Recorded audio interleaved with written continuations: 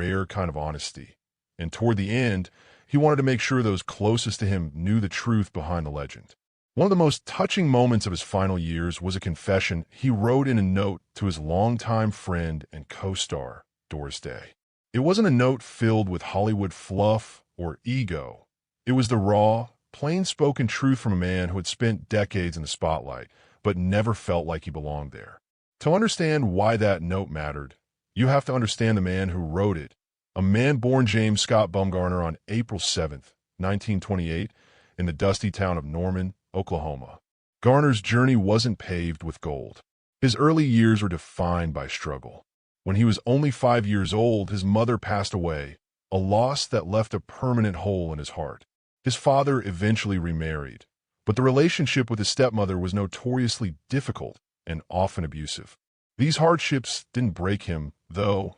They forged him. He developed a fierce sense of self-reliance and a deep well of empathy.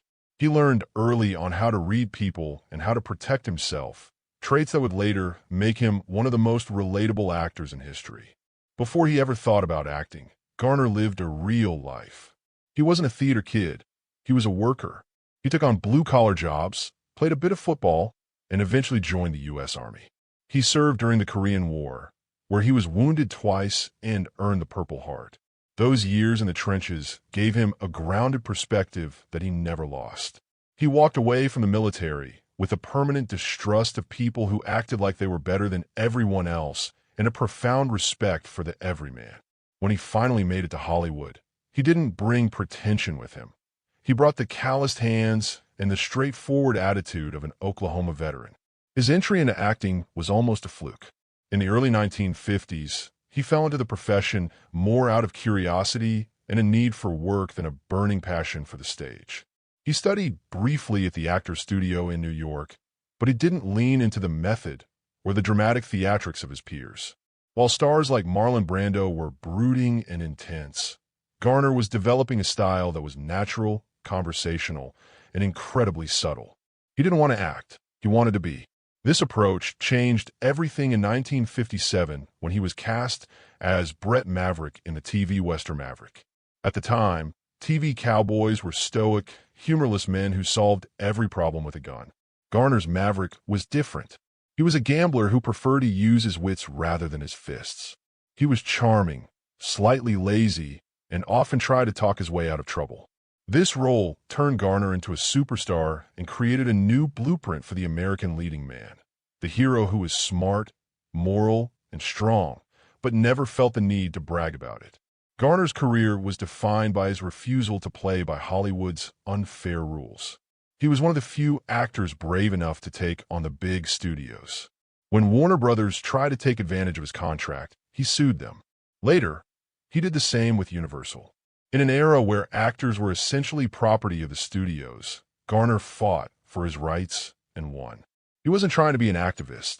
He just couldn't stand being bullied. This integrity followed him into every role he took, from a cynical soldier in the Americanization of Emily to the iconic Jim Rockford in the Rockford Files. The Rockford Files, which debuted in 1974, cemented his place in television history. Jim Rockford was the anti-detective.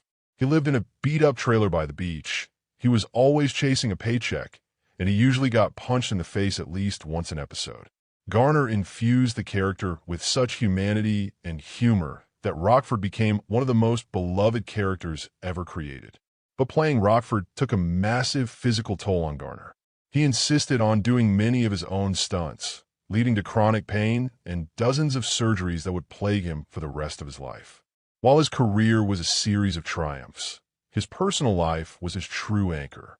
James Garner's love story was one of the most enduring in Hollywood history, though it started at lightning speed. He met Lois Josephine Fleischman Clark at a political rally in 1956. Most people date for years. Garner knew within minutes.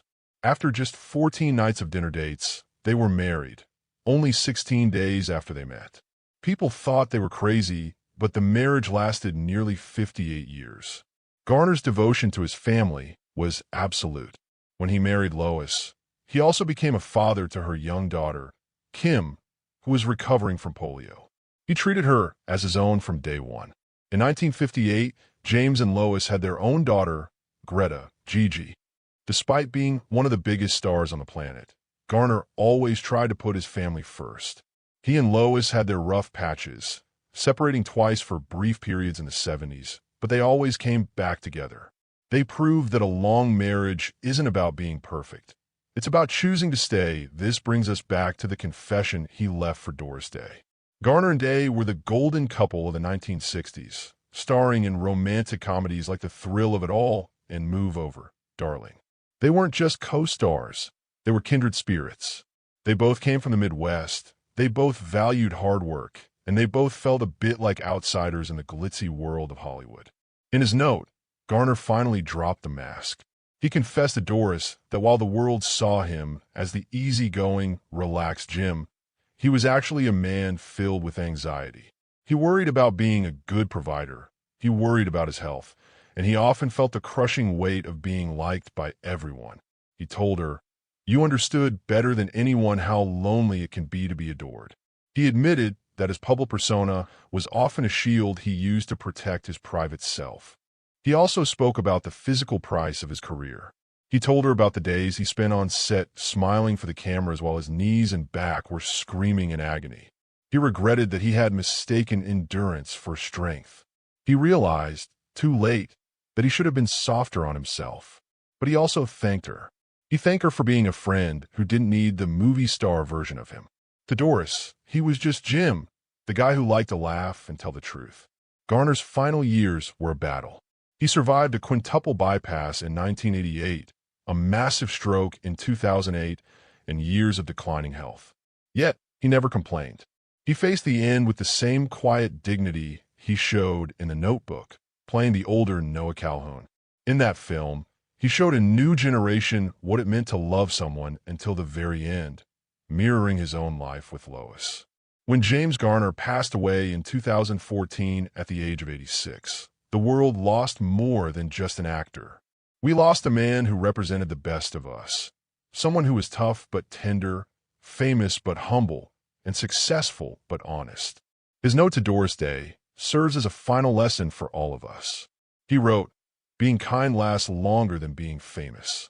Garner didn't want to be remembered for the awards or the box office numbers. He wanted to be remembered as a man who was fair, a man who was real, and a man who finally had the courage to speak from his heart. He outlived the noise of Hollywood and left behind a legacy of integrity that will never fade. He was the accidental star who became a permanent light in the lives of everyone who watched him.